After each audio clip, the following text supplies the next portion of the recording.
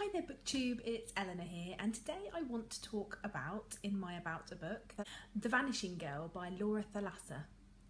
Now, this was a, full disclosure, this was a book that I got off galley and it was for an honest review. And to be honest, I went into this not thinking I was going to enjoy it.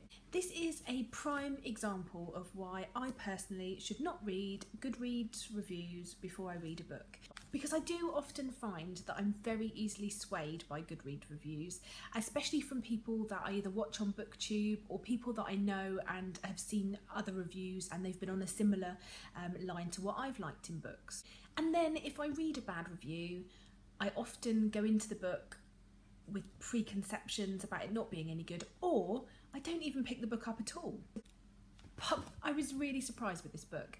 I really liked the premise. It's about a group of teenagers, or a group of sort of 18-year-olds, and they have been genetically created from birth to have special abilities. However, these abilities don't kick in until puberty, and a lot of the children don't know about them. The parents know they're part of a special scheme. They're often parents who haven't been able to get pregnant, and so the government has offered them to have this sort of special IVF type treatment in order to have children, and then it becomes aware that they have these special abilities at puberty, and they are promised, the parents have to promise that when they reach a certain age, the children will work for the government for 2 years. That is the price of having a child through this particular program.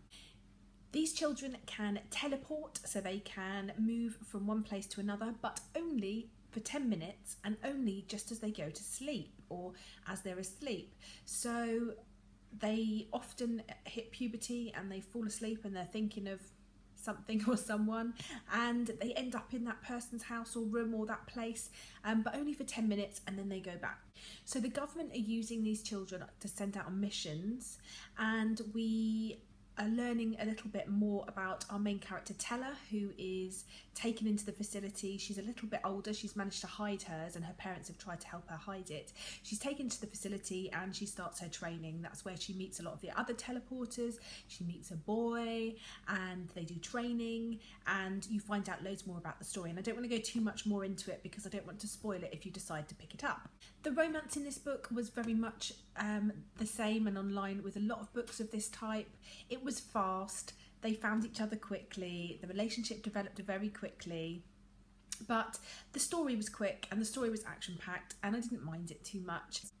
I'm not sure who this is marketed at, but I would definitely say it's sort of a sci-fi book, but I would probably say new adult or the higher end of YA if that is who it's marketed for, because there are some sex scenes in there, and it does get a little bit raunchy.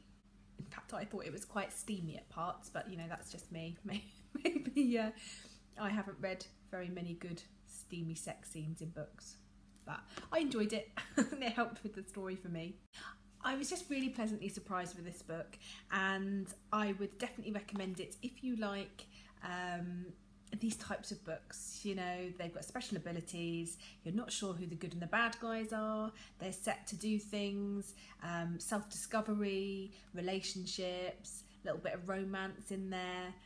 Yeah, it was really good. I really enjoyed it, and they've left it on a cliffhanger, so I need to read the next one when it comes out. This is already out, I believe it came out last year, and I think the next one, the second in the series, might come out in the autumn of this year, 2015, so I will definitely be picking that up, and I gave this one 4 stars.